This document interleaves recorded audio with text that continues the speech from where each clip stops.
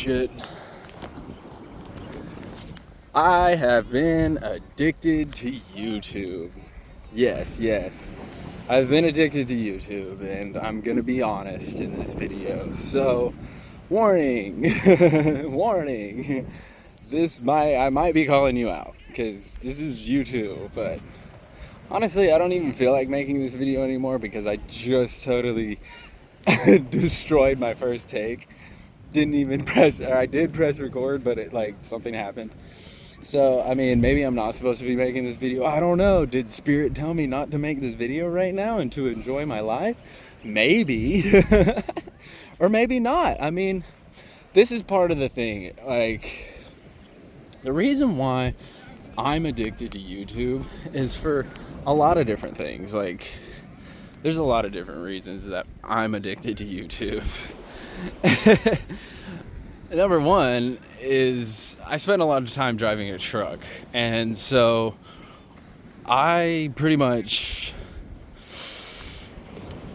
would sit there and pass my time, listen to a podcast, listen to something, a lot of listening, but it's always something to pass the time because I didn't enjoy my present moment.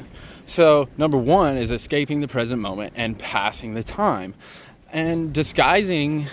And the second thing would be disguising entertainment as something productive.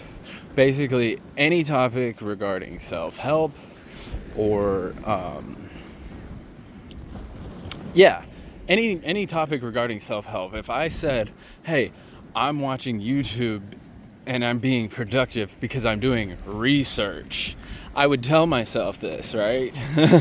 I'm doing fucking research by listening to somebody else talk about occult subjects or spirituality or sacred geometry or some trippy wild stuff or, some type of conspiracy theory or, discovering the secrets of the universe through some other human being on YouTube. Doesn't really make sense, does it? Because nobody knows. I don't know anything, and I don't know anything more than the next human being because, quite frankly, all the information we have came from human beings. Do we know of anything that came from non-human beings? Or because anything that could be, even if we're talking about channeled texts or the Law of One, or the Emerald Tablets. This is all information that came through a human being anyway. So you kind of have to take it with a grain of salt because even that, it could be grandiose and wonderful. So anyways, I'm getting far removed from the subject. It's just that I'm addicted to YouTube because of those two things. Disguising entertainment as productive research and calling it self-help.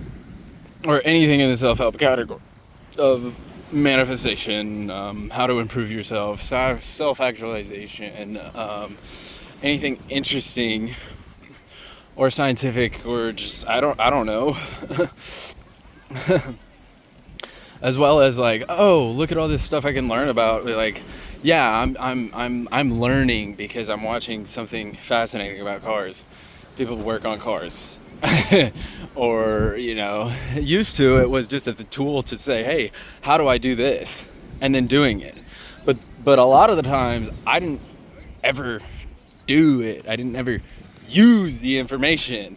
It was just I really want to learn how to do this thing, let me look it up and watch a video on it, and then do I do something about it? No, I just scroll and click on another video and start on another topic. So it's okay, that kind of defeats the purpose of what I was doing it for in the first place. You got what I'm saying? So there's a number of reasons why I'm addicted to YouTube. But the most recent one has been extremely powerful, extremely potent. I'm going to describe why it has been extremely detrimental to my mental health, the decisions I've made in my life. And how it seems like it's being really helpful, but it's actually not. It's the opposite. Extremely toxic. And like I said, destructive to my mental health. It's why am I doing this still? But a year later of consuming this type of content, I'm still doing it. And nothing's really changed except for I'm in debt and I'm living on the beach. And I mean, it's a wonderful place. Look at me. This is great. This is wonderful. This is awesome. But at the same time, I mean, I kind of just gave up everything because, well, I released my attachments to everything. But that's a whole nother video. And so pretty much when it comes to this topic of spiritual content, it's highly, highly, highly addictive. Very addictive. Because I have noticed this pattern play out for a year of being addicted to spiritual content, whether and it seems like it's helping me, but actually it's destroying my mind. It's destroying my own sovereignty, my own discernment, my own ability to make, good judgment calls, because instead of listening to rational, sound advice, I turn to something that sounds spiritual, that gives me that hit. There's a video I made. I wrote this thing, and I was trying to articulate my words, but in part of it, it's like, get high on advice like it's spiritual spice. I mean, that's basically what I'm doing. I'm getting high on advice like it's spiritual spice. I mean, it's like, you get this spiritual high when you hear, this found you for a reason, and you really needed to hear this, and spirit and source, the universe is trying to talk to you through symbols, which is very true. And I'll tell you why that's very powerful. It's because, over time, I don't really know anything. This is just my honest take. You don't have to believe in evolution, but if we take it from the perspective of evolution, way back in the day, we would notice patterns in danger when it comes to survival. Like, if we hear a rustling in the bushes, and and it's dark outside, our brain automatically wants to predict what's going to happen next. So it automatically thinks, oh no, it's a tiger, it's a predator, I need to protect myself. So then it elicits a biological response through those neural pathways that start firing off and connecting two and two together, and it may not always be accurate. But the goal of that system is to protect yourself, or to predict what's going to happen next, basically. And so when we're using symbols of higher things, when it comes to like our higher self, angels and demons and things like this, it's kind of just it's a symbol of something so that we could try to predict the future. If you follow what I'm saying. So that's why it hits. That's why it's so powerful, because it feels like there's a pattern that we're trying to predict. We're trying to get ahead of it so that we can choose what to do next and not make mistakes and not be fatally, whatever. So that's why it's extremely powerful. And so then you get these goosebumps and this stuff and whatnot. But I have a problem with that, because the stories you tell yourself ultimately become true. I mean, these are self-fulfilling prophecies. Like, as much as you believe the story you're telling yourself, you start looking for evidence for that to be the case, and then you get confirmed by it, and you're like, yeah, I'm on the right track. I'm predicting the future. I'm seeing the pattern. I'm ultimately, writing the story that I'm telling myself. So if that's the case, who's really writing the story, Like, am I the one writing the story at this point? Not really. Because I'm being guided by people who have their own interpretation and can listen to their higher guidance system, whatever symbols they relate to, because everybody has their own interpretation of their higher self, or, some people like to think in terms of aliens and spiritual stuff. Some people like to think on Christian terms of God and Jesus and It's just like if I don't know. There's a theory that goes if like people die, they're gonna see whatever they worship. You know, like if they worship Jesus, they're gonna be like, I'm coming to Jesus. If they worship aliens, they're gonna be like, I'm meeting with aliens, or you know, like you see what I mean? It's whatever you are, your interpersonal relationship with God, your subjective experience is. Nobody can swap that out for you. That is your own stuff. And so when we start mixing other people's stuff with our stuff, we're not really being guided by anybody. We're not guiding ourselves. We're outsourcing it to somebody else because we doubt ourselves. And this is what I've done to myself, is that I doubted my own stuff because I thought it was delusional, crazy, too much for the world, and irresponsible, and too imaginative, and not grounded in anything real. And because of that, well, I turned to YouTube. A video pops up, and it says, this found you for a reason. You need to hear this. My brain goes, no way! This is so synchronistic. Let me see the patterns. And it's just an unconscious like drive. You know, it's not so much that it is being consciously put two and two together. It's just happenstance. And sometimes it just seems like we are manufacturing coincidence to seem like it's synchronicity, but really it's just manufactured coincidence, especially when an algorithm collects a lot of data from a lot of different data points to curate videos that you're going to watch and you're going to stay watching. And because the longer I can keep you on the platform and keep you engaged, the more products that I can sell you with the advertisements. And then the more advertisements make the creators more money, and the creators get more money. They get more comments that say, wow, this is so powerful. I claim this. You're so right on, right on, right on. And then, therefore, the loop just continues, and you subscribe, you like, you comment, you engage. You find another video that says this shit, and then you're like, damn, wow, how do they know? They only know because you're telling yourself stories, and it's all about storytelling. It goes back to the pattern recognition of the human mind and the psychology. That's just how it happens. I don't particularly think there's anything spiritual about it. There's nothing really spiritual about watching a video on YouTube. I hate to say it to you guys, but that's my particular opinion, and I've been struggling with this because if I waste my morning getting high on advice like it's spiritual spice and not getting up and taking care of myself, that's my problem. You know, I made a lot of stupid decisions based off of this stuff and was guided in the wrong direction because I honestly can resonate with any story I tell myself because I can relate to all aspects of self.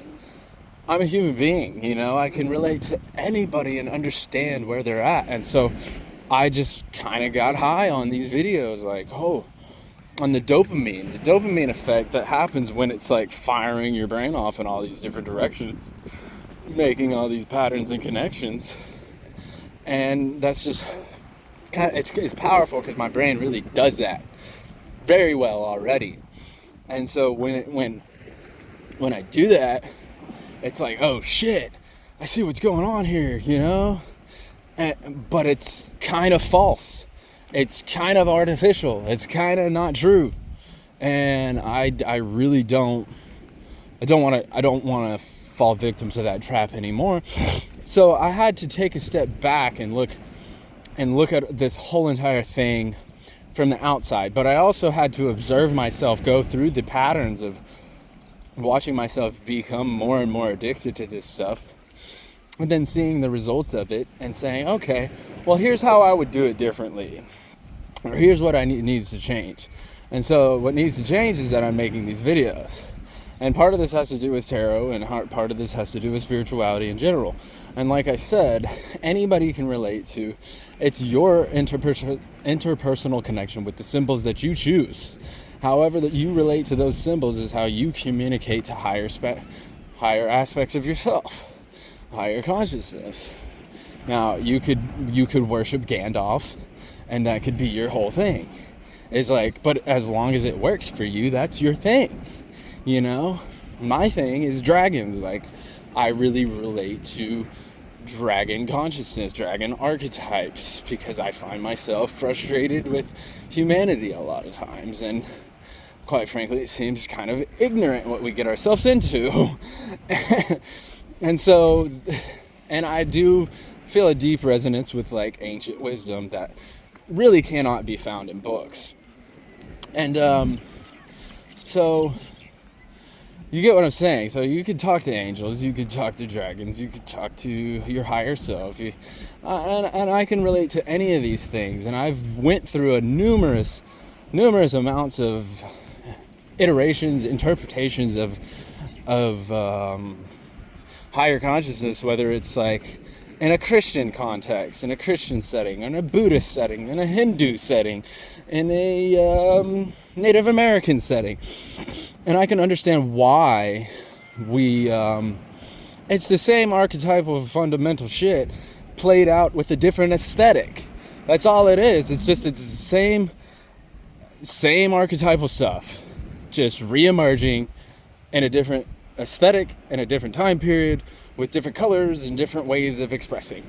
That's really all it is at the end of the day, and that's just my take on it. I don't know any better, but this is just my best guess. I'm not here to tell you that. I'm not here to sell you some shit and tell you that I fucking know, because I don't know. Nobody does, and that's what I'm trying to say here, is that it doesn't really matter how much somebody sounds like they're reading your mind. It's because you haven't connected to those higher faculties yourself, and you're not listening to your own spiritual guidance. And so the point of making this video is that, you know, this stuff doesn't find you for a reason. The reason is what you make it. The meaning is what you make it. And the last thing I'll say about this is a lot of these stories, I've noticed, the stories that we tell ourselves can be very toxic. And they can be very, very powerful and convincing. And it's almost like a final spiritual trap, a final spiritual battle of like against yourself. You know, you yourself is the final boss. And so I finally have accepted my own shadow in saying that, yeah, I'm disguising this entertainment as self-help. I'm disguising this entertainment as self-help. What a joke. You know, like, come on. And that's where I'm trying to be radically honest and say, I'm addicted to YouTube because of all this stuff. And this is how I've seen it play out, you know. And so I really want you to look at what you've been doing and what you've been watching and see if maybe you've done the same thing. Because, I mean, I don't know. It could be the same thing with freaking cat videos. I mean, anybody could be addicted to stuff. It doesn't have to be spiritual, but for me, it just happens that's just the latest iteration of it. You know, it's always been something or other, because I don't really like consuming television, and I didn't want to say that I was being non-productive, which I'm not a lazy person. I just want to be more efficient with my time, you know, and if I'm wasting my energy anywhere, I just get tired, you know. I feel like I'm working in the wrong direction towards something I don't want, if that makes any sense. But anyway, I could go on and on and on and on. The point is, I'm trying to be self-aware. The final spiritual battle really is yourself. And becoming self-aware and being radically honest. I'm just trying to change this because I don't think it's healthy. And it seems like everybody's still going along with it. A lot of people are just still going along with it. They haven't really stepped outside of the pattern and said, hey, let me look down at this from a bird's eye view, from the higher perspective. The other thing I will say is that if you tell yourself a story, you can believe anything. And if I tell myself that I'm such a bright light, I'm triggering people are jealous of me because, oh, I'm so successful, look at how successful I am, and they just don't like it. They just don't like, that's not really helping anybody, you know? That's not really, that's kind of just toxic. you know? And it's not saying, oh, well, how can I relate and understand to where people are at and what perspective they have? How can I listen to where they're coming from before just saying that they're jealous or that they are, I don't know, triggered. You're triggered by my light. I mean, it's not a very good story to tell yourself. I don't really want to trigger a bunch of people. I want to help people. I don't want to trigger them. I don't want to leave them behind and tell them, oh, fuck them. They don't get it. They'll never get it. They're just lazy. That's not helpful to the people that really, actually, we should be working together and trying to understand more of what's actually going on here, instead of just creating more unconscious behavior and then running from the shadow. Because I'm taking an honest look at myself and saying, hey, I'm addicted to this stuff and it's not good. And if you're on, like, even if I'm on the creator side, it's like, oh, well, I have to create a video that really gets a lot of people and that reaches a lot of people. And because I reached a lot of people, that means that I'm doing something great here. Not necessarily. It just means that you really need validation and you need acceptance for what you're doing because you're not sure. And every time you get that, well, it's just more and more delusion that you're just kind of pushing yourself into. No offense. And that's just the way it goes. Anyways, I'm starting to ramble. But the point is, we can believe any story we tell ourselves. Your paradigm is your paintbrush that you paint your life with. That is my saying that I came up with. And be careful with the story you actually are telling yourself, because you're going to believe it and it's going to come true. That's just the way it is. And I've been trying to rewire my brain into telling myself stories that are a lot better, because I can tell myself a story that I've been through so much and it's been so difficult, and oh my gosh, everything is so hard and everybody's out to get me, and they don't want me to win, but they're so triggered because because I'm winning and I'm so successful. But everything's so hard and nobody, relates to me because they just don't understand me because I'm so freaking spiritual and so psychic and so misunderstood. Well, then I'm going to be misunderstood. People aren't going to fucking want to connect with me. And then everything's going to be hard. And there's going to be more reasons why, I made it through so much hard stuff. And if we're just talking about scripting in general, this is what you script for yourself. I made it. It's so hard. Why not tell myself a story of that? Oh, today was a nice and easy, fun day. I had such a great time doing this, that, and the other.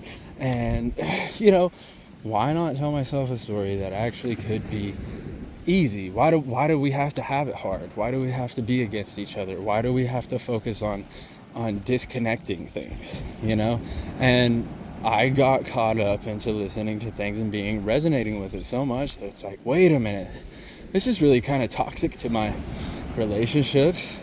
It's kind of toxic to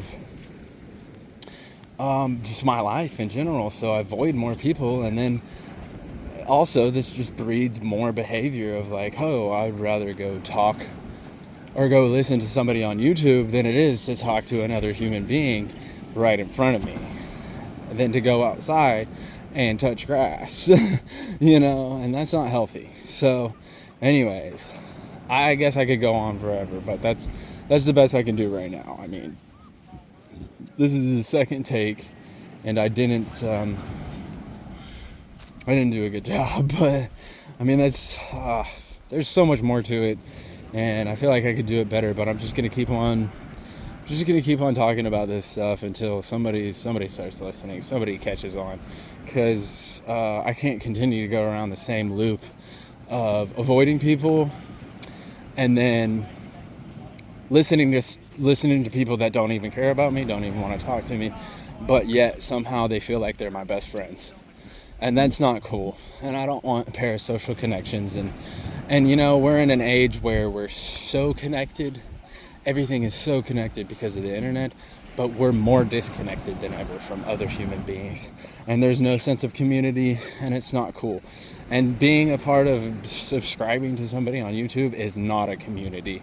It's just where one person reaps all the benefits of you giving your time, energy, and attention to them and being addicted to them. And it's very unhealthy, and it's not a pattern that I want to be a part of anymore. And I don't want to encourage parasocial behavior. I actually kind of turned myself into a social experiment to show why this is a problem, and it's not really good. So anyway, I'm addicted to YouTube, and I'm gonna try to quit now. And I'm quitting by doing this very thing, explaining my thoughts about it. And so yeah, have fun. See you later. Yeah.